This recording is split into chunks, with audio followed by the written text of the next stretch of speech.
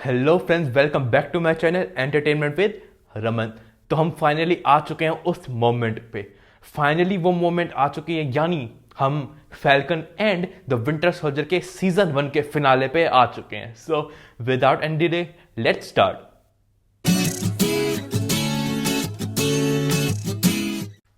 तो जैसे मैंने आपको अपने लास्ट रिव्यू में बताया था कि फ्लैक्स मैशर्स एक जीआरसी की मीटिंग पे अटैक करने वाले हैं, तो इसी के साथ हमारा सीजन फिनाले स्टार्ट होता है। तो फ्लैक्स मैशर्स एक अटैक कर होते हैं जीआरसी की मीटिंग पे, और वहां हमें सैम का नया सूट देखने को मिलता है। Superhero landing. She gonna do a superhero landing. Wait for it.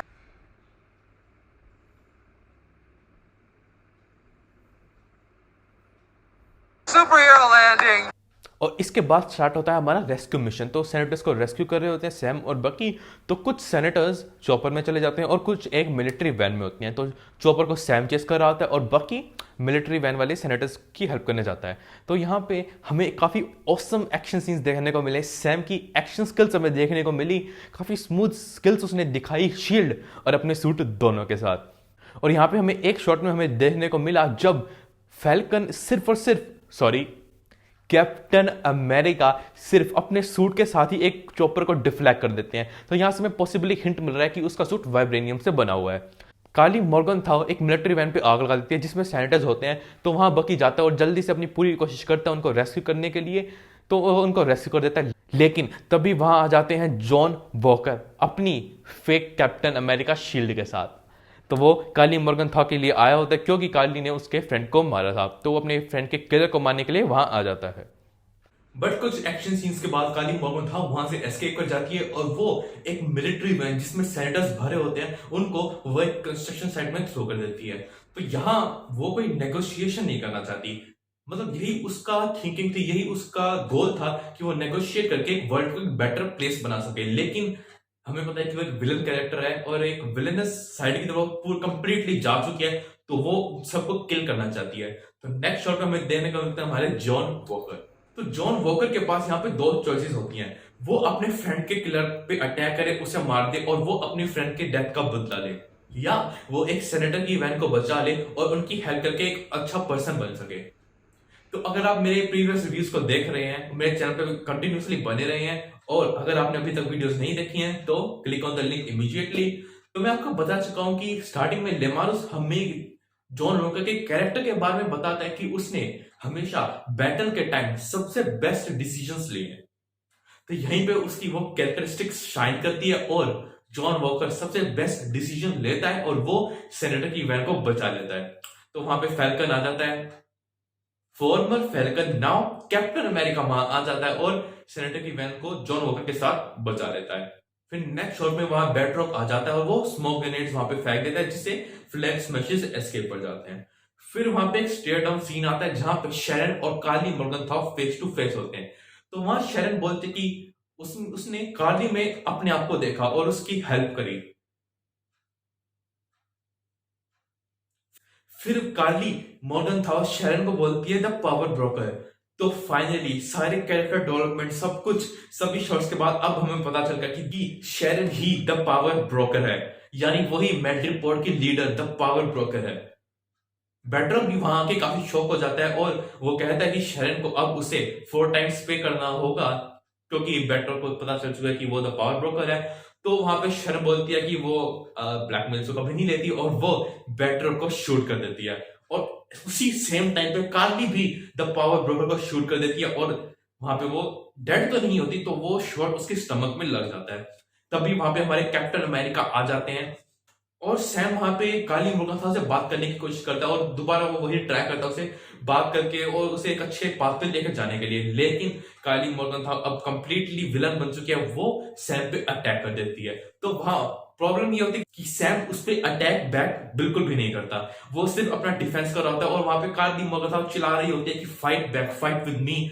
तो वहां पे काफी इंटेंस सीन चल रहा होता है, काफी इमोशनल सीन चल रहा होता है। तभी काली मॉर्गन था एक गन पॉइंट करती है सैम के हेड की तरफ। तो वहां पे कुछ ही इंटेंस स्टेयर डाउन के बाद शेरन काली मॉर्गन था को शूट कर देती है और उसे किल कर देती है। तो यहाँ पे फ्लैग स्मैशर्स के लीडर काली मॉर्गन था की वहां डेथ हो जाती है और सैम उसे अपने आर्म्स में ले लेता है और वो काफी सैड होता है। और नेक्स्ट शॉट में हमें देखने को मिलता है कि बकी और जॉन वॉकर भी बाकी सभी फ्लैग स्मैशर्स को पकड़ लेते हैं। नेक्स्ट शॉट में हमें देखने को मिलता है जिस मिलिट्री वैन में उन्हें हैंडकफ करके कैद करा होता है हमारे बाकी फ्लैग स्मैशर्स को, एकदम से एक्सप्लोड हो जाती है और हमें पता चलता है कि वो एक्सप्लोजन किसी और ने नहीं बल्कि जीमो ने करवाया था। तो फाइनली जीमो को भी वही मिला जो वो चाहता था, कि एक वर्ल्ड जिसमें कम से कम सुपर सोल्जर्स हो, मतलब बिल्कुल भी सुपर सोल्जर्स ना हो, और एक काफी फ्री वर्ल्ड हो। और उसके बाद हमें एक पूरा एंजेलिक सीन देखने को मिला जहां पे हमें लगा कि सैम बिल्कुल एक एंजल की तरह काली मोर्गन था की डेड बॉडी को वो वहां पे लाता है। सेनेटर सैम को बताते हैं कि उससे अभी पता नहीं है कि ये प्रॉब्लम की कॉम्प्लेक्सिटी का, कितनी कॉम्प्लेक्स ये प्रॉब्लम है वो समझ नहीं पाएगा। तो वहां सैम, हमें पता है जैसे कि वो हीरो बनने से पहले एक मोटिवेशनल टॉकर था, तो वो वहां पे कुछ बातें बताता है और सेनेटर सभी मान जाते हैं और सभी बोलते हैं he is not the black falcon, he is captain America. फिर हमें पता चलता है कि सैम ही सिर्फ अकेला कैरेक्टर नहीं है जिसको एक नया सूट मिला है। वेल वहां आती है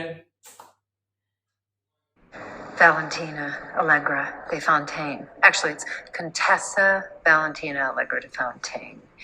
I know it's hard, but I don't like to repeat myself. So you can just call me Val, but don't call me Val. Just keep it in your head. Well वहां आती है और वो हमारे John walker को एक नया suit दे दिया और वहां में जॉन वॉकर का नया सूट देखने को मिला और वो उन्हें बोलती है कि अब कुछ बहुत ही ज्यादा टफ टाइम्स आने वाले हैं। उस टाइम पे हमें कैप्टन अमेरिका नहीं चाहिए होंगे, हमें चाहिए हुआ एक यूएस एजेंट। तो जॉन वॉकर अब एक यूएस एजेंट बन चुके हैं। इसके बाद हम जाते हैं हमारे वेब सीरीज के सबसे इमोशनल कैरेक्टर इज़राइल के पास। तो इज़राइल भी काफी खुश होता है कि finally a black guy is captain America, और वो काफी खुश होते हैं सैम की मोटिवेशनल स्पीच सुन के। तो वहां से सैम कहता है कि क्लीन अप हो जाओ और मैं तुम्हें कहीं लेकर जाना चाहता हूँ। तो वो उसी मेमोरियल बिल्डिंग में जाते हैं जहां स्टीव यानी हमारे एक्चुअल कैप्टन अमेरिका की बहुत सारी फोटोज वगैरह और उसकी मेमोरीज होती हैं। तो कुछ ही फोटोज, कुछ ही स्टैचूज के बाद हमें देखने को मिलता है एक इज़राइल का स्टैचू। तो सैम ने स्पेशल इज़राइल के लिए एक स्टैचू वहां बनवाया और उसने जो कंट्री के लिए सेक्रीफाइस करे थे वहां सब कुछ उसने लिखवाया। और वो वहां बोलता है कि द वर्ल्ड, पूरी दुनिया अब कभी नहीं भूलेगी जो सेक्रीफाइसेस इज़राइल ने अपनी कंट्री के लिए किए हैं। तो फाइनली इज़राइल काफी खुश होता है और वो सैम को हग करता है। तो यार अब ये मार्वल सीरीज है, विदाउट एक अच्छा सा हमें टीजर दी हुई सीजन 2 के लिए, तो वो कहीं जाने वाली नहीं है। और यहाँ हमें देखने को मिला शैरन एक सेनेटर्स की मीटिंग में होती है और सेनेटर्स उसको स्टेट्स में वापस आने देते हैं, क्योंकि सैम ने प्रॉमिस किया था कि अगर वो शैरन उनकी हेल्प करेगी तो सैम भी उसे स्टेट्स में वापस आने देगा। तो यहाँ शैरन को पूरा एक्सेस यहाँ पे मिल चुका है और तभी हमें पता है जैसे कि वो एक शैरन नहीं है, वो द पावर ब्रोकर है।